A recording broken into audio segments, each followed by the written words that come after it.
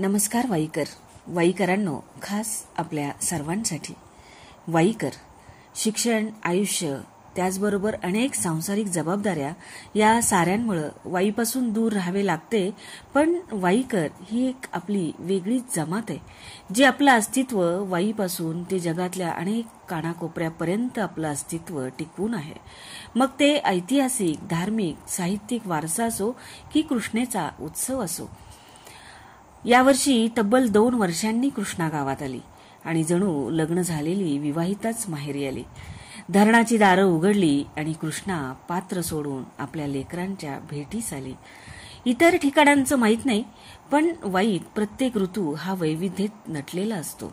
मग पाऊस एक सोहळाच होतो आणि कृष्णेला आलेला महापूर एक महोत्सवच होऊन जातो.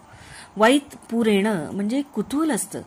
3 शतकं कृष्णातीरी विराजमान असणारा बाप्पा, हळूहळू आपल्या अंगा खांद्यावर खेळणारी कृष्णा, काशी विश्वेश्वराला कृष्णेचा स्वयं जलाभिषेक, नागोबाचा वेढा आणि धर्मपुरीतील बुडालेली छत्री, चक्रेश्वराचा भोवरा आणि सिद्धेश्वराच्या येथून मारलेला सुळका, वाईला वाडीशी जोडणारा आणि कृष्णेचा पूर झेलणारा मोठा पूल, बुडालेलं वाई हायस्कूल आणि पूर भीतीनं अर्ध्यात सुटलेलं द्रविड, पाणीच पाणी झालेली धर्मशाळा आणि पुरामुळे आजचे खेळ बंद अशी पाटी लावणारं न्यू चित्रा. एरवी संथ, पण जिचं पात्र सृष्टीच्याच रहस्याप्रमाणे गूढ अशी आमची कृष्णा माऊली जेव्हा रौद्ररूप धारण करते, तेव्हा मोठ्या पुलावर उभ्या असणाऱ्या मला खरंच भ्यायला होतं.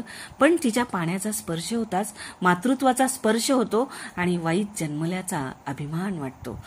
विशेष म्हणजे वाईत पूर येतो तेव्हा लोक इतके आनंदात घरी येतात की घरी आलेल्या त्या माऊलीची पूजा करून खणा नारळानं तिचं ऋण मांडतात.